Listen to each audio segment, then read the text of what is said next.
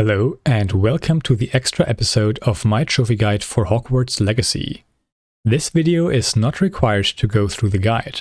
It simply serves as a section where I can share some information about the run to keep each episode as short and packed with content as possible. Ignoring some details and discussing them here will make that a lot easier. But of course you can always use the comments section of the respective episode. I generally answer questions within the day. First, I will give some general information about this game. Personally, I give this game an overall difficulty rating of 1 out of 10. Everything in this game can be done on the lowest difficulty setting. The real challenge is the amount of content, varying game mechanics, and optimal execution. Meaning that this guide doesn't have to worry as much about making things easier and more about making things faster. When it comes to grinding, I rate this game as 4 out of 10. At one point we will spend about 1 hour farming for money as some collectibles have to be purchased from vendors. We will also end the run by farming kills on some enemy types. At the beginning of your playthrough you will have to choose your house. Reaching a certain point in the story unlocks a trophy for every house, meaning we will play to that point 3 times and then go for all remaining tasks in our 4th and final playthrough. There are no multiplayer trophies. Using a cloud save will save roughly 15 minutes for the 2nd to 4th playthrough, but this is not required. And this run took me around 18 hours. Lastly, I will have to speak out some serious criticism. I am truly shocked and disappointed by how incredibly unstable, inconsistent, and unpolished this game is. There were rarely instances where I was able to record a segment in one go, as I would constantly encounter problems. Enemies dropping dead for no reason or glitching through walls, making it impossible to get required kills, challenges and more, the game stopping to respond, the game freezing completely upon loading a save, collision bugging out and flinging you around, side quests not updating consistently, not updating side quest rewards, not obtaining chest rewards, whole enemy camps becoming alerted while using disillusionment, spells phasing through enemies without effect, randomly putting you into combat without any enemy in sight, preventing you from interacting with objects or fast traveling, post notifications not showing up consistently, inputs not registering correctly, Merlin trials not completing even though the requirements are met, giving you battle feats that cannot be completed with the given enemy types, the game randomly making you interact with off-screen objects, spells not working until a previous save is loaded, solid blocks literally phasing through each other in the Depulso puzzle rooms, not being able to move temporarily or permanently after interacting with doors and other objects, the X or Y axis of the camera not working, unintentionally getting moved out of bounds, getting stuck in the floor, aimed spells still homing in on surrounding targets, and more. I had to reset recordings several hundred times. An additional major problem is saves occasionally not being performed properly when manually saving, and successful manual saves not actually saving any progress towards some quest objectives or collectibles. So always check your collections after each segment to make sure you actually obtained the desired item, and create frequent saves as occasionally the game will permanently make things unobtainable, in which case reloading a previous save must be done if you want to obtain the Platinum Trophy. This happened to me on several occasions, which means that the in-game collectible count will not always be aligned with my progress. You don't have to worry about that though, as my counting of collectibles is still correct. Now, since creating these guides takes a ton of time, it is not uncommon for a game to crash once or twice in the process. To me, this generally means the game not responding to inputs, being in a state where any progression is impossible, or the game outright closing by itself. While routing and recording, this game crashed 37 times. Again, this does not even include any of the game's glitches. This is only the amount of times the game would literally not let me do anything. Of course, it won't be that bad for any of you, but do take this as a sincere warning. If it happens to you, then you want to make very sure to know where you are after loading back in to not accidentally skip any steps. I will now quickly go over a few additional aspects regarding trophies. First of all, the PlayStation version of this game has already received additional content since release. None of this additional content is required for any trophies. One very important part of this run is our broom. We will pick up a broom as early as possible, and we will also fully upgrade it before doing any large-scale overworld collectible cleanup.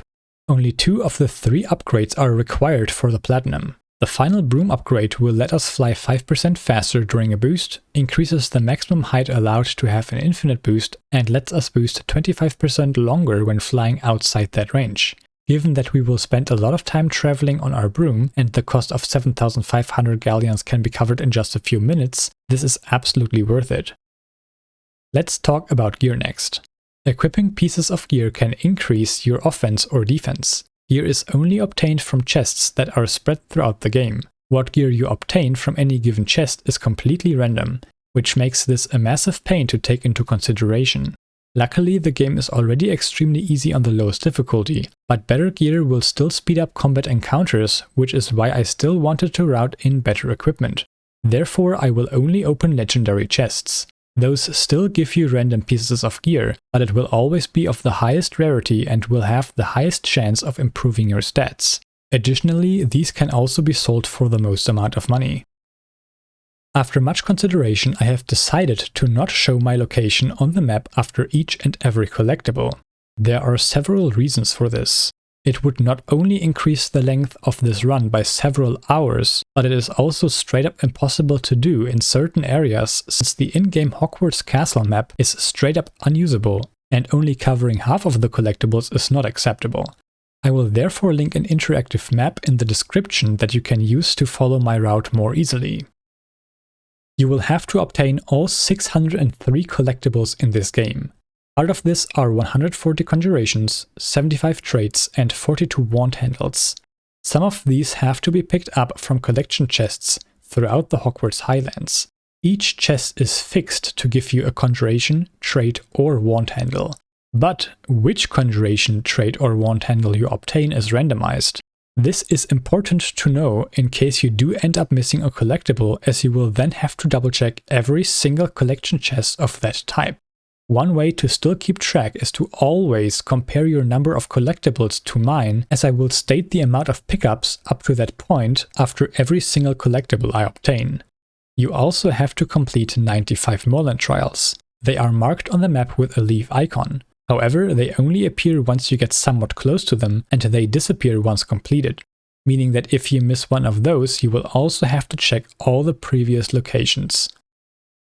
There is one trophy for stunning 10 different enemies with a mandrake. This does not refer to different enemy types. You just have to stun 10 individual enemies. This trophy, as well as the trophy for petrifying 50 enemies, can be picked up while going through the game and don't have to be farmed for. Some conjurations can only be found by following a kaleidoscope of butterflies. However, you can speed up this process by activating the butterflies and then revealing the chest by casting Revelio before the butterflies actually reach their destination. Now for the most confusing trophy by far, Finishing Touches. This trophy states that you have to use ancient magic on every enemy in the game. This is incorrect. To obtain this trophy, you actually have to use ancient magic at least once on some of the enemy types. Which enemy types are required is a mystery in itself, as all sources online disagree at least in some respect, and every single one of them state at least some things that are incorrect. While routing this run, I created a new PlayStation account and checked the trophy tracker every time I used ancient magic on a new enemy type to determine which ones are actually the required targets, so let me now share my results. Here are the required enemy types that are generally agreed upon. These enemy groups are straightforward and grant 15 of the required 34 uses. Now let's look at the enemy groups that are a bit more problematic. Out of the trolls, only the mountain troll and river troll increased the trophy tracker when playing through the game. I tested this on several individuals throughout the game, both inside and outside of story missions, and the forest troll would not increase the trophy tracker for this trophy.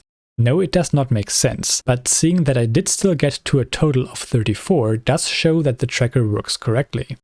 In addition to the regular spiders, the Acromantula also counts towards this trophy, bringing our count up to 26 out of 34.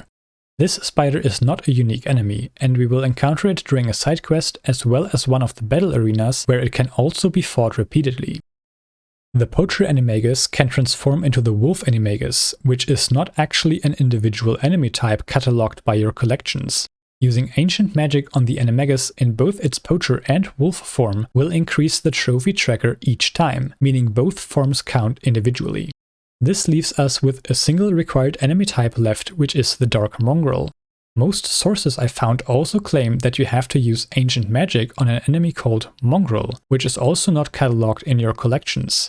While I can confirm that this enemy type does exist, it's obviously not required. But there is a chance that there are more than 34 enemy types that actually count towards the total of 34 required types, in which case the Mongrel could be an additional option. The facts that the Forest Troll did not count for my trophy, and that this game is quite messy in general when it comes to trophies, also hint towards the possibility of this trophy simply not working correctly, and your required enemy types might even differ from mine. The Spellmaster trophy requires you to learn all spells. This is also incorrect. There are 36 spells in the game. However, out of all spells, only 26 count towards the trophy. You will still learn more than the required 26. The only spells we will not pick up are the Unforgivable Curses, simply because that would require a few more inputs and about 30 seconds of time loss. That really would be unforgivable. I also want to quickly touch on levels and experience in this game. There is a finite amount of obtainable XP, and all of it is tied to challenges. Every time you progress a challenge, you obtain XP. You can't obtain XP in any other way. Once a challenge is completed, you cannot obtain XP for that task anymore. Completing all challenges will have you reach exactly level 40. That's it for preparation. I will now quickly go over all the trophies, so feel free to check them out, and I hope you enjoy the run. First, there is one trophy you obtain for completing all collections. This includes obtaining 9 tools, discovering 67 enemy types, unlocking 78 appearances, finding all 150 rare value pages, cataloging all 13 beasts, obtaining all 75 traits, acquiring all 42 wand handles, collecting all 140 conjurations, picking up all 16 ingredients, and earning all 13 brooms. These overarching goals also include beating most of the challenges, namely defeating 240 Dark Wizards, defeating 35 Duckbox, defeating 190 Goblins, defeating 66 Inferi, defeating all 21 Infamous Foes, defeating 240 Spiders, defeating 20 Trolls, defeating 60 Mongrels, and completing 109 dueling feats. Technically, this trophy also includes all 14 story trophies, as it requires you to complete all 12 assignments, all 34 main story quests, and all 69 side/relationship quests. You will also have to complete 32 balloon sets, complete 20 landing platforms, complete all 15 astronomy tables, complete all 3 of Hogwarts secrets, collect 50 of the field guide pages in Hogsmeade, collect 100 of the field guide pages in Hogwarts, collect all 30 field guide pages in the Highlands, breed 10 unique beasts, rescue a total of 60 beasts, and upgrade pieces of gear 30 times. Completing all collections therefore actually unlocks 25 trophies and works towards several others, which I will still count separately.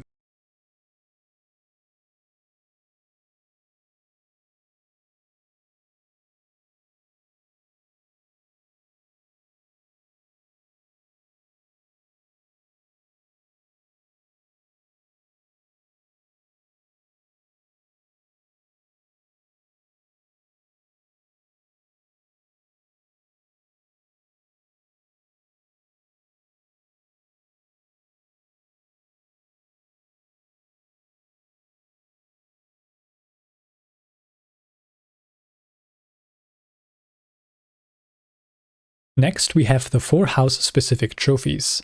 Since you can obtain all other trophies with any house, none of these are technically required for any other trophy.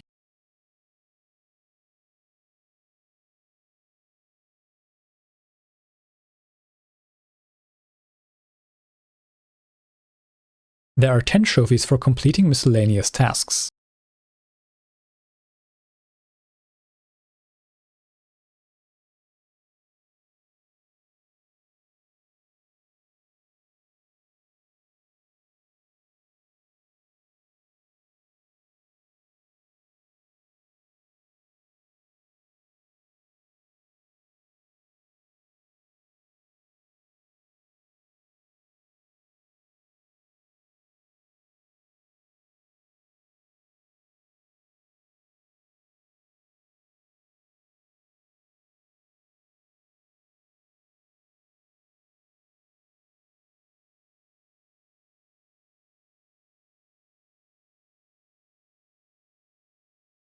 There is 1 trophy for unlocking all 83 Flue Flames across the map.